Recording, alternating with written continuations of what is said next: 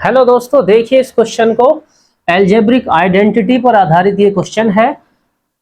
इसका मान दे रखा है 14 और इसकी वैल्यू क्या है हमको निकालना है। ठीक है, यहां पर हमें एक आइडेंटिटी बनानी पड़ेगी। और कौन सी बनानी पड़ेगी? देखिए ये बनानी पड़ेगी। हम यहां पर x माइनस 1/x लिख ले रहे हैं, जिसकी हमको क्या वैल्यू निकालनी है। इसका जो क्यूब है इस आइडेंटिटी में वैल्यू पुट करके आप देख सकते हो कितना आ जाएगा।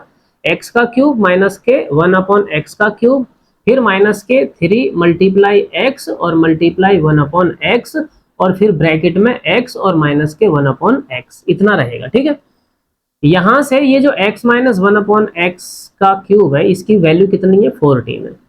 और यहां से सॉल्व आप करोगे तो 3 बचेगा और ब्रैकेट में x माइनस 1/x बचेगा।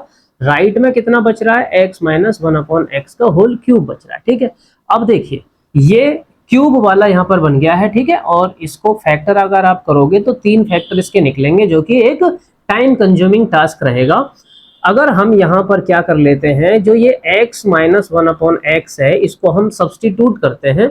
सपोज कीजिए इसको k ले लेते हैं हम, तो यहाँ पर क्या है? k का क्यूब आएगा और राइट में कितना है हमारा? ये इतना मिल गया। ठीक है, अब देखिए हम ऑप्शन की हेल्प से इसको सॉल्व करने वाले हैं।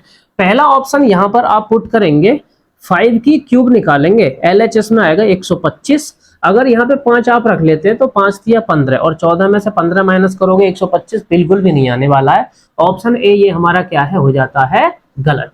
इसी प्रकार से ऑप्शन बी को हम अगर लेंगे, ठीक है, यहाँ पर आप 4 रखोगे तो 4 चौके 16 और 16 चौके 64 होते हैं। लेकिन RHS में कितना आएगा? RHS में 14 और माइनस का 3 चौक 12 कितना आ जाएगा? 2 आ जाएगा। तो ये ऑप्शन भी क्या है आपका? गलत हो गया है।